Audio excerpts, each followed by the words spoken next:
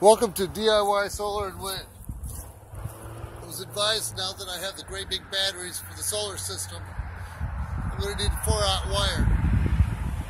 Let's call it a cable. So this is 4-aught welding cable. It's got looks like over 1,000 strands right there, and that's what you want. So I woke up today to a power outage. So I walked around the house with a candle, getting ready for work, and being concerned about what's in the refrigerator. Went downstairs, I checked the solar power, and I was at 12.4 volts. So I went ahead, I plugged the refrigerator into the off-grid system, which usually runs 4 to 10 hours a day. My inverter is so huge, it eats up too much electricity. I got another one on the way, but anyway, I have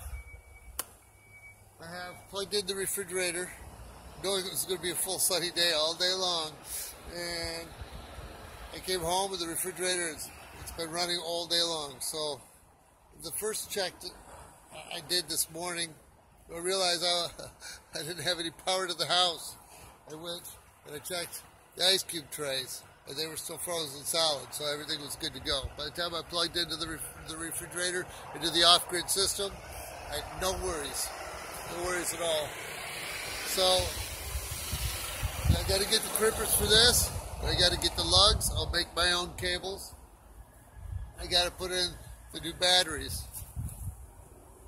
I didn't give you a good shot last time, but you'll see them eventually on another video.